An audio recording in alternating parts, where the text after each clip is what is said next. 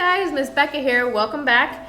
Today we have a special lesson for you guys. It's different from our gross lesson. Today is a pretty happy lesson.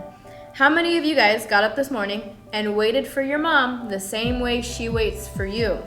Anyone? Did you forget today's Mother's Day? How many of you gave your mom a card or a gift or something nice? How many of you plan to do something nice for mom today? I don't want to see any hands from anybody who forgot today is Mother's Day. I'm sure if I asked, there wouldn't be any hands.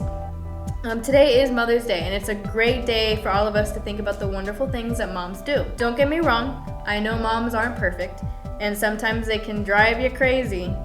Mom is the one who tells you to do your homework before you can get a snack. Mom tells you to clean your room before you can go hang with your friends.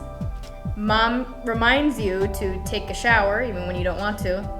And mom's the one who tells you no dessert until you eat all your veggies. Sometimes moms say some really strange things. And how many of you have heard some of these phrases? Don't put that in your hair.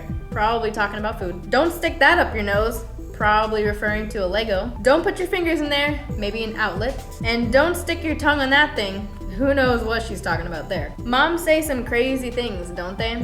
But why do they say them? Because kids do some crazy stuff. Moms find themselves saying, don't and stop and what were you thinking? Moms are constantly looking out for us and teaching us how to take care of ourselves. Moms have a hard job and they deserve all the love and the credit that we can give them. Let's look at a story of a mom and a daughter from the Bible, and we'll see how one young woman paid homage to her mother figure. We'll be reading from the book of Ruth. It's in the Old Testament, and I'll read all of chapter 1 with you guys. Naomi and Ruth.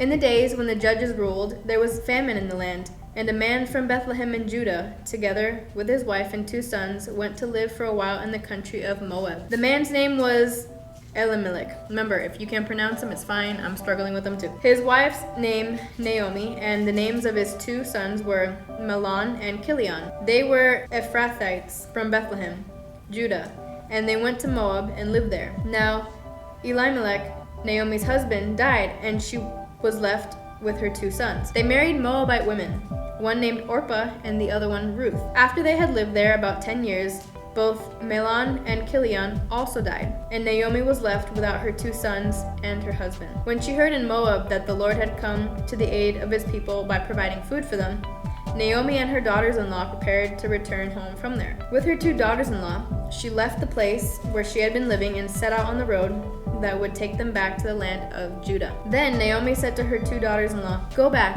each of you, to your mother's home. May the Lord show kindness to you, as you have shown to your dead and to me. May the Lord grant that each of you will find rest in the home of another husband." Then she kissed them, and they wept aloud and said to her, "We will go back with you to your people." But Naomi said, "Return home, my daughters. Why would you come with me? Am I going to have more sons? Who could become your husbands? Return home, my daughters. I am too old to have another husband. Even if I thought there was still hope for me, even if I had a husband tonight and then gave birth to sons, would you wait until they grew up? Would you remain unmarried for them? No, my daughters. It is more bitter for me than for you, because the Lord's hand has gone out against me." At this, they wept again. Then Orpah kissed her mother-in-law goodbye, but Ruth clung to her. "Look," Naomi said, "your sister-in-law is going back to her people and her gods. Go back with her." But Ruth replied, "Don't urge me to leave you or turn back from you. Where you go, I will go, and where you stay, I will stay. Your people will be my people, and your God, my God. Where you die, I will die, and there I will be buried. May the Lord deal with me, but it ever so severely, if anything but death separates you and me." When Naomi realized that Ruth was determined to go with her, she stopped urging her. So the 2 women went on until they came to Bethlehem. When they arrived in Bethlehem, the whole town was stirred because of them, and the woman exclaimed, "Can this be Naomi?" "Don't call me Naomi," she told them. "Call me Mara, because the Almighty had made my life very bitter. I went away full, but the Lord has brought me back empty. Why call me Naomi? The Lord has afflicted me. The Almighty has brought misfortune upon me."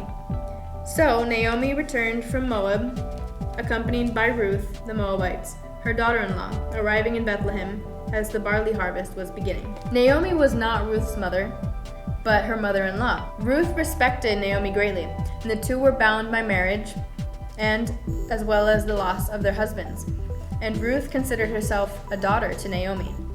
When Naomi tried to send Ruth home, Ruth pledged to stay with Naomi, instead saying, "Your people will be my people, and your God, my God. Whatever you teach me, I will listen." There's no better way to honor our moms than to listen and follow what they teach us. Moms are special people. They're a gift from God. They begin caring for us before we're even born. They work with dads to prepare a nursery filled with clothes and blankets and diapers and other essential items so that they can help for a helpless newborn baby. Moms are there from the beginning, singing us and telling us stories.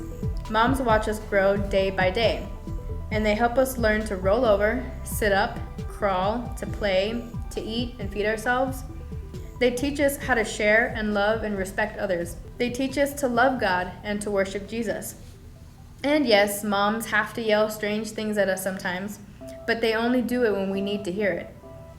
If mom is yelling, "Don't put that in your ear," then you probably need to stop being silly and get that thing away from your ear, whatever it is. There are many ways that we can honor and thank our moms on a day like this. Cards, flowers, candy, or other special gifts. Spending time with mom and taking her to a special lunch is a really great idea. But the best way to honor mom is to listen to her teaching and to live by what she's taught you. Let mom know that she is special today, and thank God for the mom that he has given you. I hope you all have a great Mother's Day with your parents and that she has a special day. And I love you guys. I'm always praying for you, and I can't wait to see you. Bye.